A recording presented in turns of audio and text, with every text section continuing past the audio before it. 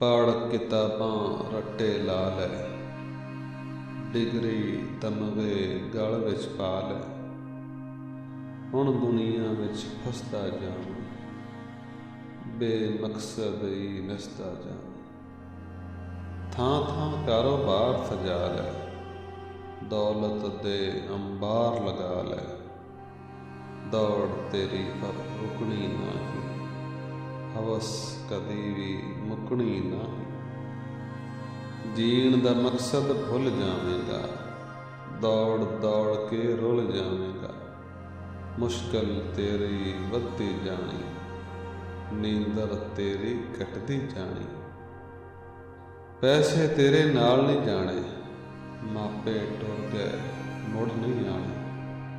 भावें रो रो हुक्कां मारे, कलमे पढ़ पढ़ फूकां मारे। बच्चियां दा बचपन भी खोई, फिर तो कलियां बह के रोई। वक्त पुराना याद आवेगा, दर्द कलेजा खा जावेगा। करनी है जे ठंडी छाती, सौना है जे रज के राती। अज तू घर नूं छेती आई, मापियां नाल कुछ वक्त बिताई। हाल सुनी ते हाल सुनाई, दिल ते चढ़िया बोझ घटाई। बच्चियां अपने कोल बिठाई, जो तू सिक्ख्या कोट पे आई। लाड उठाई दिल बहलाई, घुट के अपने सीने लाई। भैन भराते मापे छड़ के, जिसने खून दे नाते वढ़ के तैनू मन्निया सिर दा साईं। तू भी रिश्ता तोड़ निभाई, होंदे सारे दुख सुख वंडी। रिश्ता दिल दा दिल नाल गंढी। अपने खौल नूं छिल के वेखी, अपने नाल भी मिल के वेखी।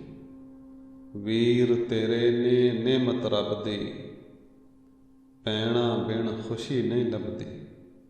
खुशियां वंड ते खुशियां पा लै, मानी रब नूं यार बना लै। हर लम्हा तू हस के जी लै, प्यार दी गडवी भर के पी लै। अपने अज तू हो जा रादी, ऐसी वंडी जित के बादी। नाज़रीन, उम्मीद है कि आपको कासिम अली स्टूडियो की ये वीडियो भी पसंद आई होगी।